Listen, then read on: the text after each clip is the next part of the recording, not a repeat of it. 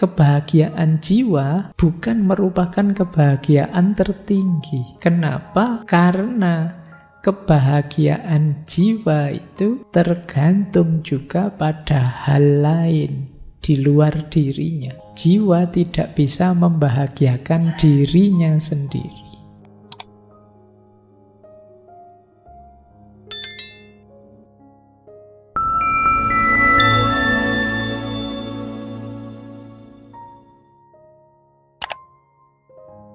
Assalamualaikum warahmatullahi wabarakatuh. Bismillahirrahmanirrahim. Apa sih yang dibutuhkan untuk orang bisa bahagia? Yang pertama menarik ini konsepnya. Apa syaratnya orang bahagia? Gembira. Kebalik ya, kalau kita kan merasa bahagia dulu baru gembira. Kalau ini untuk bahagia kita harus gembira. Mana bisa orang tidak gembira bisa bahagia? Gembira atau sukacita. Sukacita ini lengkap, kata beliau. Sukacita itu menjadi wadah kebahagiaan. Dia juga menyempurnakan kebahagiaan. Dia juga membantu kebahagiaan dari luar. Dan dia sekaligus menyertai kebahagiaan. Orang yang ingin bahagia ya harus gembira. Orang yang mendapatkan kebahagiaan harus gembira. Kebahagiaan itu jadi sempurna kalau kita gembira. Jadi gembira itu parameter pokok dari kebahagiaan. Sukacita. Nah, maka dulu kita pernah belajar Imam Hasan Al-Basri itu cirinya orang baik itu apa? Orang yang selalu tersenyum karena dia gembira. Dan orang baik kan pasti orang yang bahagia karena dia selalu melakukan kebaikan. Jadi kalau teman-teman sering murung, sering stres, sering gelisah, sering dikejar-kejar masalah ini, masalah itu, ya sederhananya berarti kita belum bahagia. Orang bahagia itu gembira. Baik di awal maupun di akhir. Kebahagiaan tidak akan datang pada orang yang belum gembira. Kebahagiaan akan menemani dalam kegembiraan dan kebahagiaan akan menyempurnakan kebahagiaan. Ini rumus pertama. Nah, jadi kalau kalian ingin, Pak, saya kira-kira layak bahagia enggak, Pak? Loh, kamu gembira apa enggak dalam hidupmu? Itu kalau ditarik lebih lanjut dalam agama, ya kamu mensyukuri hidupmu enggak? Orang gembira itu kan selalu bersyukur. Karena mendapat anugerah dari Allah sehingga dia gembira. Oke, syarat pertama itu. Syarat kedua, tulus. Tulus jujur ya, bukan tulus yang artis. Ya, tulus itu lurus hati, murni, jernih.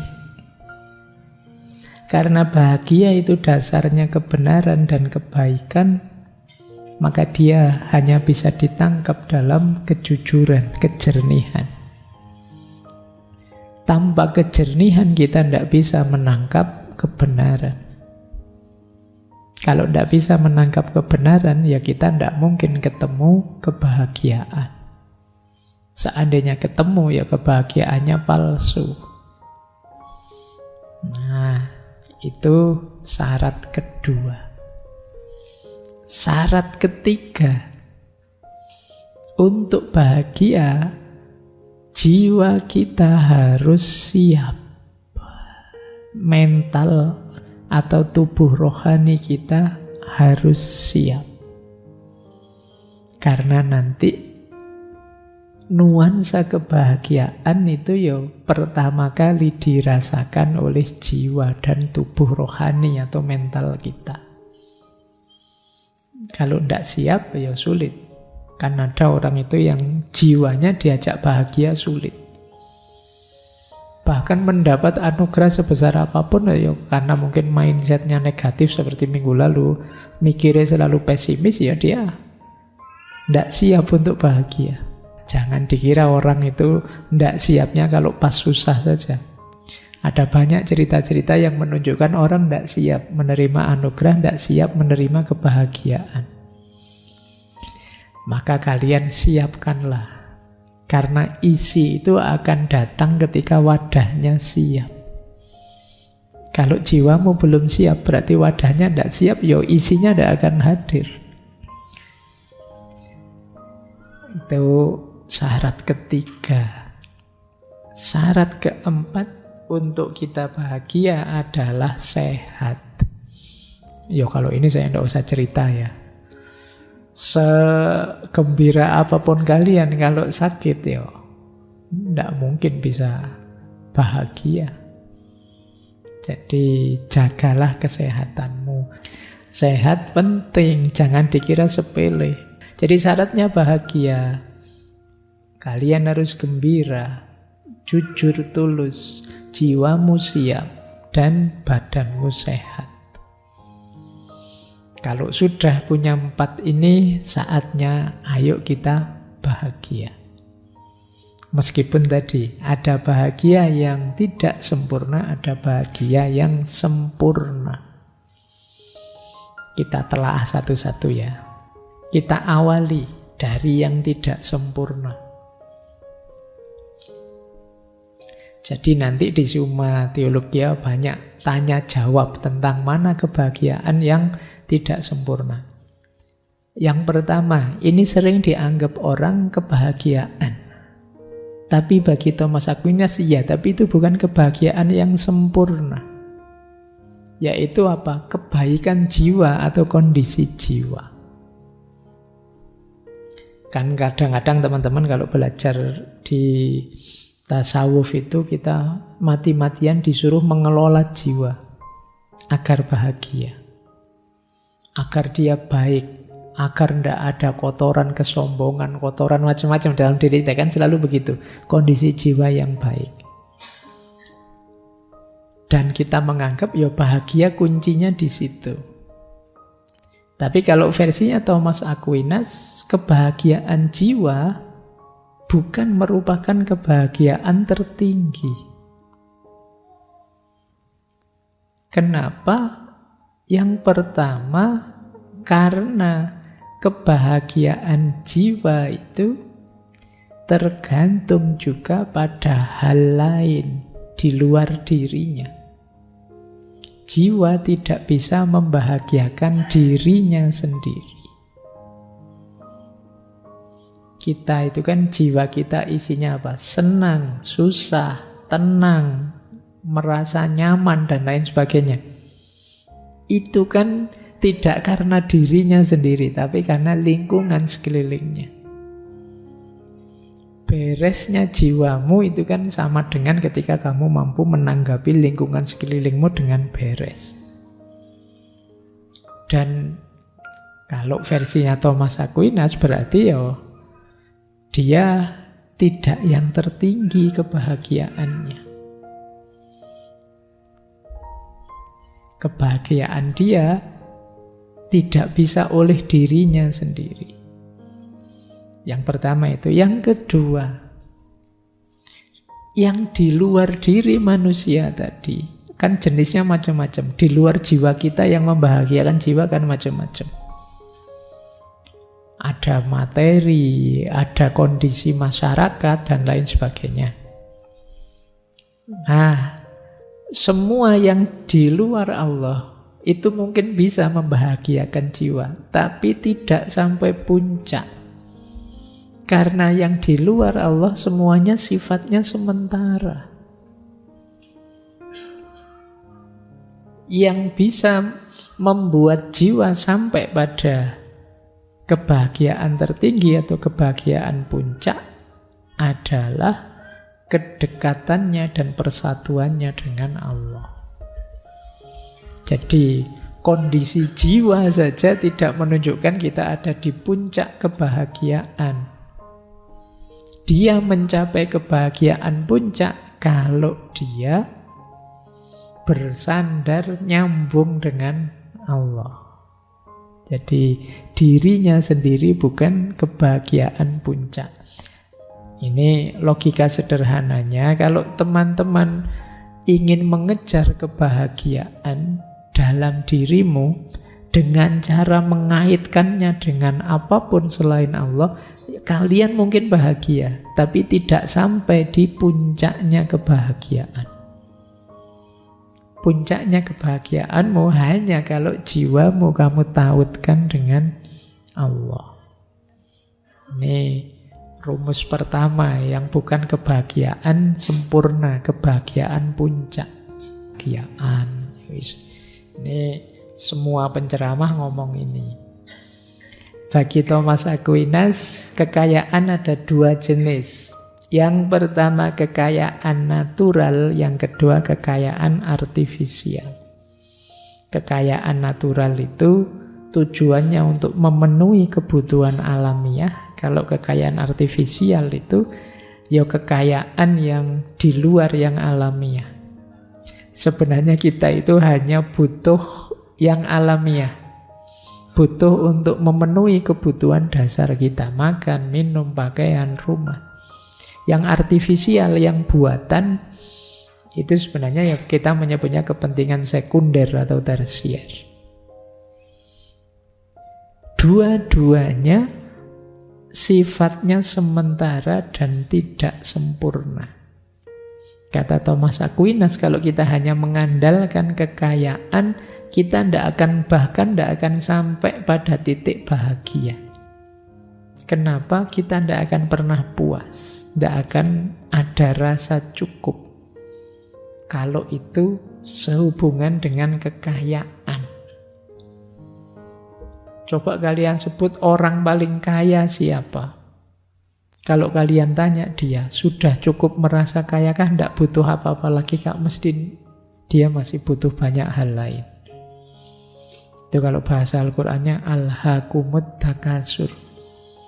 Kalau urusan harta kita tidak ngerti stopnya kapan. Di ruangan ini mungkin ada yang uangnya banyak, ada yang uangnya sedikit. Tapi yang dirasakan mesti sama. Merasa apa? Merasa masih kurang. Coba kamu tanya yang temenmu dompetnya isinya ratusan ribu, sama yang dompetnya hanya puluhan ribu. Kalau kamu tanya yang ratusan ribu, mas punya uang di dompet 500-an ribu, kira-kira cukup? Ya kurang lah ini, kalau saya masih kurang. Yang puluhan ribu, ya tidak usah ditanya, mesti kurang.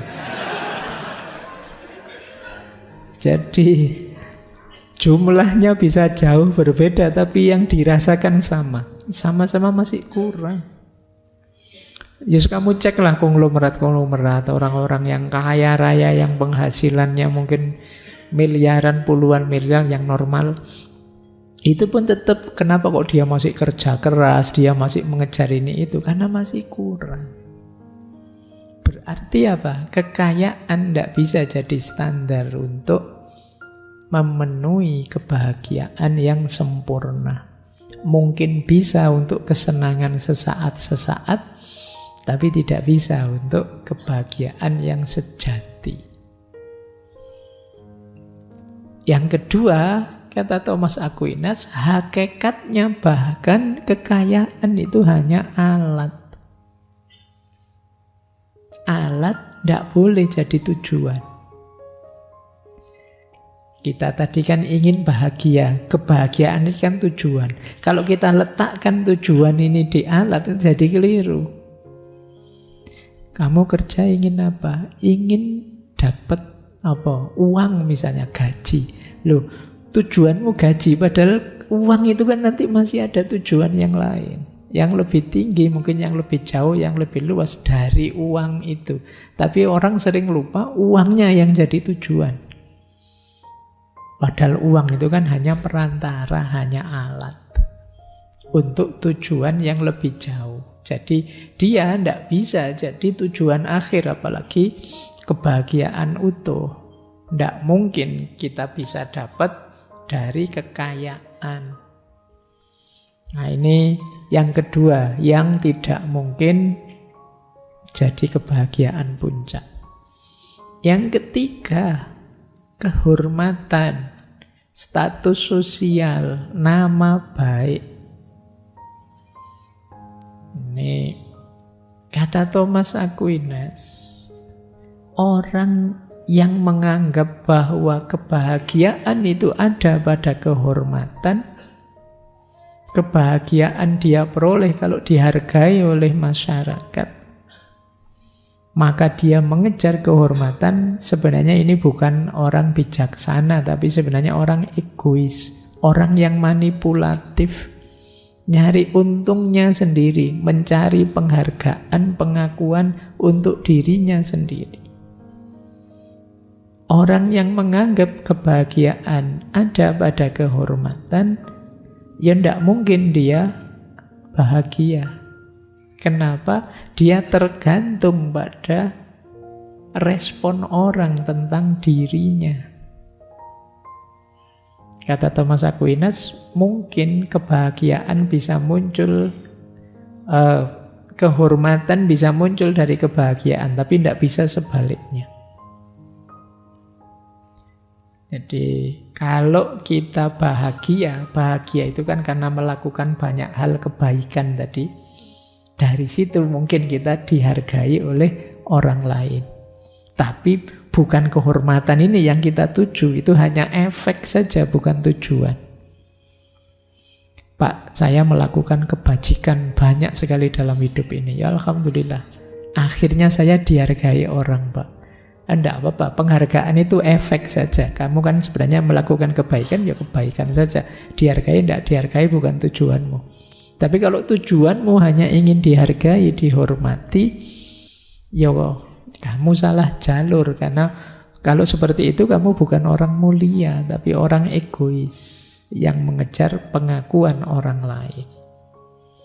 Kehormatan tidak bisa jadi sumbernya kebahagiaan, karena dia hanya efek dari kebaikan saja. Itu pun kalau kehormatan diperoleh secara baik. Saya lanjutkan lagi. Ini yang kesekian. Ternyata ini bukan kebahagiaan sempurna. Ada lagi kemasyhuran. Kemasyhuran, keterkenalan, viral kalau sekarang. Sekarang banyak yang terpesona mengejar kemasyhuran. Karena saya tidak tahu, logika hari ini sering kemasyhuran itu jadi sumbernya kekayaan dan sumbernya kehormatan. Hari ini mungkin begitu. Sehingga orang mati-matian ingin terkenal. Kalau kurang terkenal, ya bikinlah apa gitu, ngeprank apa, atau melakukan apa, yang kan sering begitu. Karena begitu terkenal, apalagi hari ini, uangnya datang, kekayaan datang, nama juga datang, kehormatan datang. Maka terus banyak yang mempersepsi, oh kalau begitu mungkin kebahagiaan itu ada pada kemasyhuran, ketenaran. Nah, kata Thomas Aquinas, kemasyhuran itu tidak mungkin jadi puncaknya kebahagiaan. Kenapa? Karena kemasyhuran itu tergantung pada pengakuan orang lain. Yang mungkin orang lain yang nganggap kita terkenal itu sebenarnya tidak ngerti loh sepenuhnya siapa kita. Kalian punya idola siapa boleh disebut. Apa kalian ngerti A sampai Z-nya orang yang menurut kalian masyhur itu? Yang kalian idolakan itu, yang kalian fanatiki itu. Jadi misalnya kalian suka pada saya, apa kamu ngerti kebiasaanku A sampai Z sampai yang paling kecil? Jangan-jangan kalau kamu ngerti sampai detail malah, alah ternyata Pak Faiz begitu sama saja. Terus tidak jadi mengidolakan kan? Jadi kita tidak ngerti detailnya orang masyhur yang kita idolakan. Atau kalau kita masyhur, itu sebenarnya orang tidak ngerti 100% tentang kita. Dia hanya tahu beberapa aspek yang menurut dia positif. itulah kemudian yang membuat kita tertipu dengan kemasyhuran. Lah ketertipuan seperti ini tidak mungkin membawa kita pada kebahagiaan yang sempurna. Maka jangan tertipu oleh kemasyhuran. Jangan tertipu kalau hari ini oleh follower-followermu lah. Ada yang like berapa, ada yang jempoli berapa. Wong sekarang follower bisa dibeli, subscriber kan juga bisa kamu. Nah, jadi ini juga tidak bisa. Jadi puncaknya kebahagiaan. Jadi sempurnanya kebahagiaan. Dia sementara, tidak mungkin sempurna. Ada orang dulu masyhur, sekarang tidak. Ada orang sekarang masyhur, kemungkinan nanti juga tidak. Jadi dia tidak abadi, tidak mungkin bahagia yang sepenuhnya, seutuhnya. Ada lagi kekuasaan. Ini juga hari ini sudah mulai ya pertarungan memperebutkan kekuasaan. Jadi kekuasaan, kata Thomas Aquinas, itu sesuatu yang netral. Bisa baik, bisa buruk. Maka kekuasaan tidak bisa diandalkan untuk memperoleh kebahagiaan puncak. Thomas Aquinas menyebut 2 syarat untuk dalam kekuasaan, sehingga dia tidak bisa jadi kebahagiaan puncak. Yang pertama apa? Kekuasaan itu isinya adalah cara-cara, prinsip-prinsip yang itu berhubungan dengan situasi. Maka untuk senang sementara mungkin bisa, tapi bahagia seutuhnya tidak bisa. Pas pilihan menang senang, tapi setelah itu dikritiki mules. Jadi tidak muncak, dia naik turun. Apalagi kalau dipakai kekuasaan itu sebagai perangkat kejahatan, melakukan tindakan-tindakan anti kemanusiaan, ya selesai. Tidak mungkin dia jadi sumbernya kebahagiaan yang puncak. Kebahagiaan yang puncak, yang sejati itu pasti kebaikan saja isinya, tidak mungkin ada keburukannya. Nah, ini jadi hati-hati. Apa tidak boleh Pak kekuasaan, apa tidak boleh kemasyhuran, apa tidak boleh kekayaan? Boleh. Raih saja, ini bagian mungkin dari kebahagiaan yang tidak sempurna. Tapi jangan berhenti di sini. Cari sampai utuh kebahagiaan yang puncak, kebahagiaan yang sempurna. Kita lanjutkan lagi. Ini juga disebut oleh Thomas Aquinas. Apakah kesehatan, kebaikan badan itu kebahagiaan puncak? Tidak juga. Ya tadi kebahagiaan, kesehatan penting, tapi sehat saja ya masih belum puncak. Cantik saja, kuat saja, itu kan hubungannya dengan badan, juga masih belum puncak. Kenapa? Badan kita ini ada tujuannya. Jadi dia tidak melayani dirinya sendiri. Kalau dia sehat, dia punya tanggung jawab untuk dijalankan. Sama seperti kekayaan tadi, berarti dia bukan tujuan akhir. Ada tujuan puncak yang harus dia jalankan. Badan ini diciptakan untuk memenuhi tujuan tadi. Ya tujuan kalau bahasa agama ya sebagai hambanya, sebagai khalifahnya, memakmurkan bumi, kemudian beribadah kepadanya dan lain sebagainya. Ya memang syaratnya sehat, tapi sehat bukan puncak kebahagiaan. Nah, mungkin ini banyak orang menyamakan antara kesenangan dengan kebahagiaan. Hiburan, kesenangan, kenikmatan. Ini juga kata Thomas Aquinas beda. Senang saja belum mesti bahagia. Gembira saja ya belum bahagia. Saya bilang tadi gembira itu wadahnya bahagia. Kalau bahagianya tidak datang ya tidak ketemu puncaknya kebahagiaan. Jadi kebahagiaan mungkin bisa diawali dari kegembiraan, kenikmatan, kesenangan, tapi dia belum puncak. Ada cara berpikir yang lebih dalam. Kenapa kalau kenikmatan itu belum puncak? Karena kenikmatan itu biasanya cenderung umurnya pendek. Kasih contoh ya. Minum itu kan nikmat. Teguhan pertama, teguhan kedua, teguhan ketiga. Sudah ndak haus lagi, ditambah lagi maksa minum, ndak enak sudah. Kamu minum kopi misalnya sak gelas gede. Itu kan teguhan pertama, kedua asik luar biasa. Tapi kan kalau kamu minum kayak minum aku gelak-gelak sampai itu nggak enak sudah. Ndak seger lagi. Kenikmatan duniawi itu sifatnya temporer, apapun itu. Itu yang membedakan kenikmatan dengan kebahagiaan. Jadi bahkan kata Thomas Aquinas, boleh kalian misalnya kaya raya luar biasa, semua kenikmatan kalian raih, kalian nikmati. Tapi pasti kalian masih merasa ada yang belum lengkap. Karena apa? Karena memang belum puncak kebahagiaan kalian raih, yang nanti hubungannya dengan Tuhan. Selalu saja ada rasa, ada yang hilang.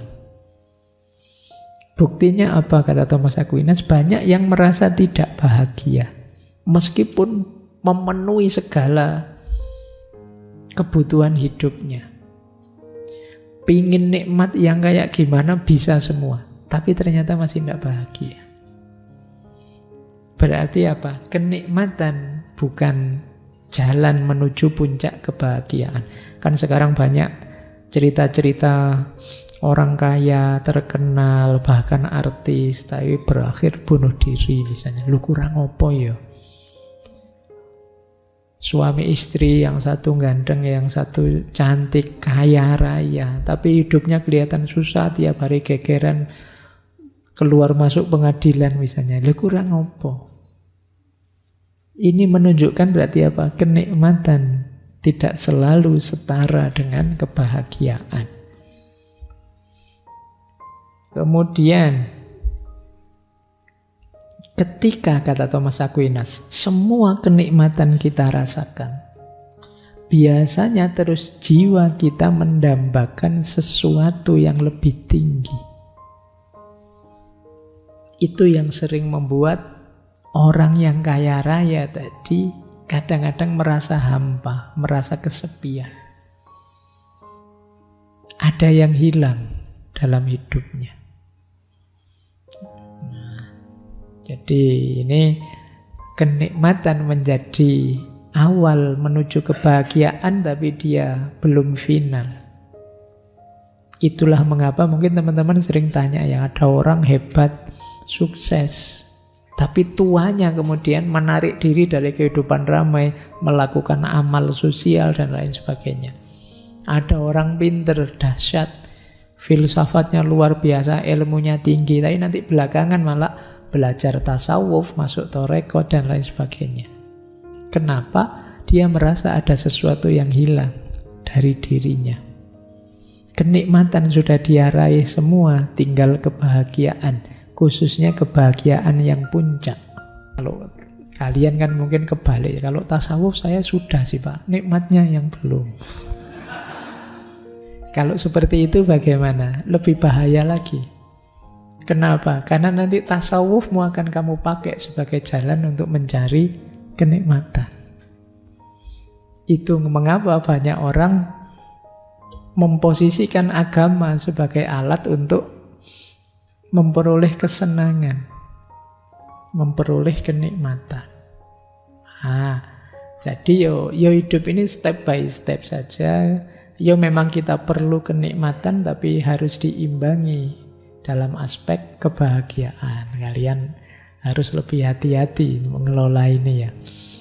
Yo kalian, wah kalau saya ilmu tinggi Pak, tasawuf ayo, filsafat ayo. Yang belum saya punya itu harta Pak misalnya.